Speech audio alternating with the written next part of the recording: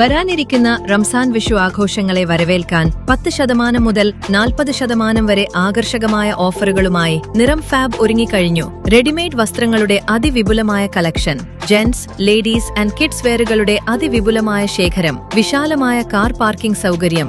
ഈ ആഘോഷകാലത്ത് നിങ്ങളുടെ ഷോപ്പിംഗ് കൂടുതൽ സന്തോഷകരമാക്കാൻ ഇന്ന് തന്നെ എത്തിച്ചേരൂ.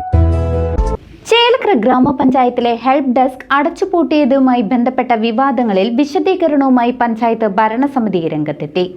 പെരുമാറ്റച്ചട്ടം നിലനിൽക്കുന്നതിനാലാണ് പുതിയ ക്രമീകരണങ്ങൾ വൈകുന്നതെന്ന് പ്രസിഡന്റ് ടി ഗോപാലകൃഷ്ണൻ വ്യക്തമാക്കി. ചേലക്കര ഗ്രാമപഞ്ചായത്തിൽ പ്രവർത്തിച്ചിരുന്ന ജനകീയ ഹെൽപ്പ് ഡെസ്ക് നിർത്തലാക്കിയതിൽ ഉയർന്ന ആരോപണങ്ങൾക്ക് മറുപടിയുമായി പഞ്ചായത്ത് പ്രസിഡന്റ് ടി ഗോപാലകൃഷ്ണനും വൈസ് പ്രസിഡന്റ് ഫൗസിയ ഷെഫീഖും രംഗത്തെത്തി. ഹെൽപ്പ് ഡെസ്ക് നടത്തിപ്പുകാർ പ്രവർത്തനം അവസാനിപ്പിക്കുകയാണെന്ന് രേഖാമൂലം അറിയിച്ചതിനെ തുടർന്നാണ് കേന്ദ്രം അടച്ചുപൂട്ടേണ്ടി വന്നതെന്ന് ഭരണസമിതി വിശദീകരിച്ചു. തെരഞ്ഞെടുപ്പ് പെരുമാറ്റച്ചട്ടം നിലനിൽക്കുന്നതിനാൽ പുതിയ നടത്തിപ്പുകാരെ കണ്ടെത്തുന്നതിനോ തുടർ നടപടികൾ സ്വീകരിക്കുന്നതിനോ നിയമപരമായ തടസ്സങ്ങളുണ്ടായിരുന്നു. പെരുമാറ്റച്ചട്ടം പിൻവലിക്കുന്നതോടെ അടിയന്തരമായി പുതിയ സംവിധാനം ഏർപ്പെടുത്തുമെന്നും ഹെൽപ്പ് ഡെസ്കിന്റെ പ്രവർത്തനം പുനരാരംഭിക്കുമെന്നും പ്രസിഡന്റ് അറിയിച്ചു. നമസ്കാരം. കഴിഞ്ഞ ദിവസം ചേലക്കര ഗ്രാമപഞ്ചായത്തിലെ ഹെൽപ്പ് ഡെസ്ക് പൂട്ടിക്കിടക്കുകയാണ് എന്ന് പറഞ്ഞുകൊണ്ട് CCVയിൽ വന്ന വാർത്ത ശ്രദ്ധയിൽപ്പെട്ടു. പൊതുവായി ഉള്ള കാര്യങ്ങൾ, ഇത്തരം വാർത്തകളൊക്കെ ശ്രദ്ധയിൽപ്പെടുത്തുന്നത് നല്ല തന്നെയാണ്. അങ്ങനെ വരുന്ന കാര്യങ്ങൾ ഞങ്ങളുടെ ശ്രദ്ധയിൽപ്പെടുത്തുമ്പോൾ അത് തെറ്റുകൾ എന്തെങ്കിലും ഉണ്ടെങ്കിൽ തിരുത്തി മുന്നോട്ട് പോവുക എന്നുള്ളത് തന്നെയാണ് ഈ ഭരണസമിതിയുടെ ഉദ്ദേശവും ലക്ഷ്യവും.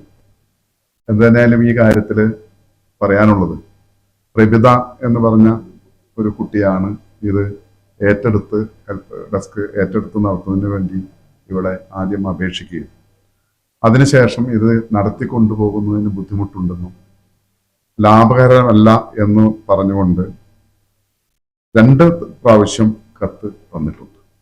ആദ്യം കത്ത് തന്നപ്പോൾ 1 മാസം കൂടി തുടരണം എന്ന് പറഞ്ഞതിൻ്റെ അടിസ്ഥാനത്തിൽ 2/3/2026 വീണ്ടും ഒരു കത്ത് തന്നു.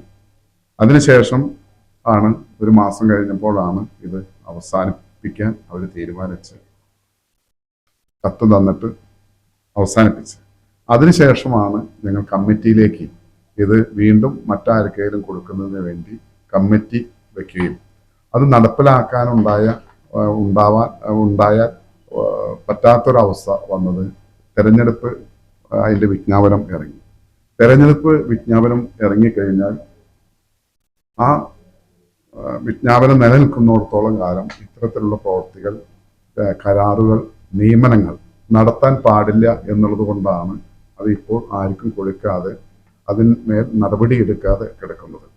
എന്തു തന്നെയായാലും ഈ വരുന്ന മെയ് 6-ാം തീയതി വരെയാണ് ഇതിൻ്റെ തെരഞ്ഞെടുപ്പ് ചട്ടം നിലനിൽക്കുക. അതിനുശേഷമാണ് നമുക്ക് ഈ കാര്യത്തിൽ എന്തെങ്കിലും ചെയ്യാൻ കഴിയും. എന്തിനേലും 2-3 അപേക്ഷകൾ നമ്മളിവിടെ മേടിച്ചു വെച്ചിട്ടുണ്ട്. ഉടൻ തന്നെ മെയ് 6-ാം തീയതിക്ക് ശേഷം ഇത് പാവപ്പെട്ട ആളുകൾക്ക് വേണ്ടി അവരെ കൈത്താങ്ങായി കൊണ്ട് ഈ സ്ഥാപനം ഹെൽപ്പ് ഡെസ്ക് പ്രവർത്തിക്കും എന്ന് പൊതു സമൂഹത്തെ അറിയിക്കുകയാണ്.